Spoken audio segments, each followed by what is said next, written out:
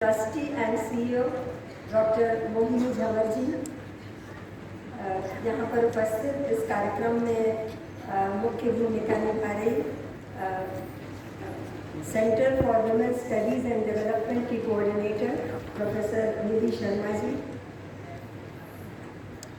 जाने माने साइकियाट्रिस्ट और इस पूरे कार्यक्रम और ये जो इतने बड़े पैमाने पर दिवा फाउंडेशन का जो कार्य चल रहा है समाज में बदलाव लाने का और महिला के सशक्तिकरण का, उसमें जो मुख्य भूमिका जिनकी है ऐसे डॉक्टर वेणुगोपाल झंवर जी, यहाँ पर उपस्थित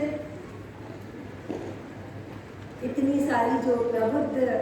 महिलाएं यहाँ पर आई हुई हैं जो स्वयं मुझे लगता है कि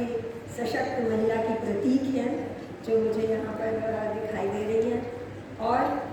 देश की जो एक तरह से जो देश का भविष्य है ऐसी जो हमारी बच्चियाँ, जो युवा और किशोर जो यहाँ पर छात्राएँ आई हुई हैं, आप सबसे जो विषय है महिला सशक्तिकरण कल, आज और कल, यानी अतीत, वर्तमान और भविष्य, तो मैं निश्चित रूप से ये कहना चाहूँगी कि कल भी महिला का था, आज भी महिला का है और कल भी महिला का रहेगा।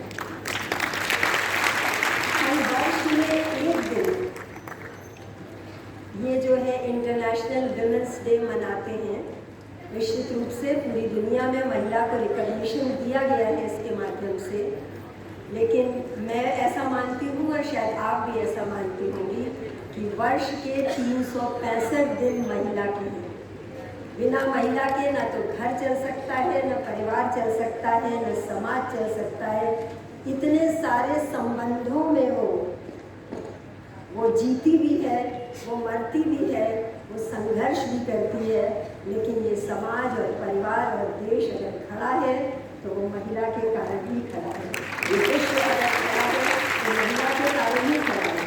वो माँ है, वो जननी है, वो प्रशिक्षिका है। एक माँ भले से ही पूरी तरह से अशिक्षित हो, लेकिन बच्चे को शिक्षा देने का काम वो बखूबी करती है,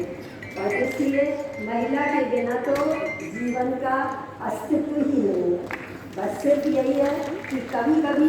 लोग इस बात को भूल जाते हैं और महिला स्वयं अपनी सामर्थ्य को भूल जाती है, और इसलिए यह आवश्यक हो जाता है तब हमारा जो देश है, हमारा जो राष्ट्र है, हमारी जो वेलफेयर स्टेट है, उसकी ये भूमिका आ जाती है कि वो निश्चित रूप से इस बात को देखे कि अगर कहीं से ऐसा है कि हमारी महिलाओं को उसके सहयोग से, उसके कार्यक्रमों से सशक्तिकरण की आवश्यकता है, तो वेलफेयर स्टेट का बहुत बड़ा काम होता है। और इस समय तो हमारे देश में जो डबल इंजन की जो सरकार है, देश की और प्रदेश की, उन दोनों के फोकस में, उनके केंद्र में महिला सशक्तिकरण है। और हमारे प्रधानमंत्री तो निश्चित रूप से ये मानते हैं कि इस देश को अगर विश्व गुरु बनना है तो उसमें नारी का सम्मान होना आवश्यक है, नारी को मुख्य धारा से जुड़ना आवश्यक है, देश के विकास में नारी का योगदान होना आवश्यक है। और इसी दृष्टि से हमारी जो केंद्र सरकार है उसने एक अम्ब्रेला योजना बनाई हुई है मिशन शक्ति के नाम से, जिसके दो पक्ष हैं। एक है संबल, जो कि जिस संस्था का आज कार्यक्रम है, और ये जो हमारी जो केंद्र सरकार है उसका भी जो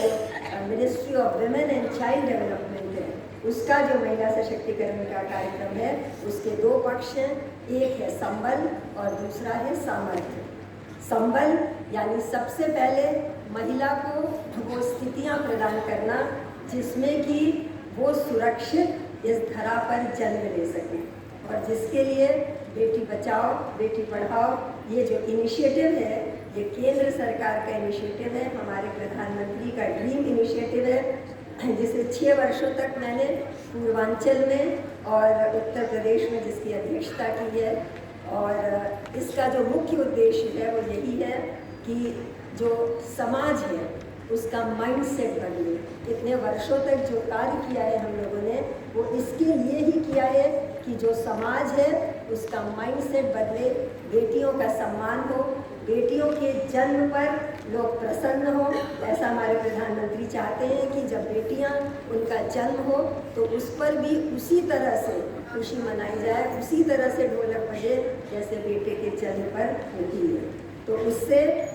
ये जो समाज में एक कुरीति आ गई थी कन्या भ्रूण हत्या की, वो कुरीति निश्चित रूप से वो दूर होगी। और बेटी बचाओ बेटी पढ़ाओ का जो दूसरा पक्ष है वो है बेटियों को पढ़ाना।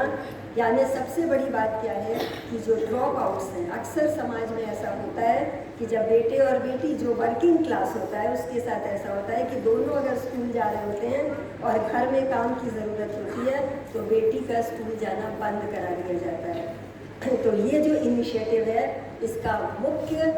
उद्देश्य यही है कि हम लोगों के माइंडसेट को बदलें, उनके अंदर जागरूकता पैदा करें और इसके लिए,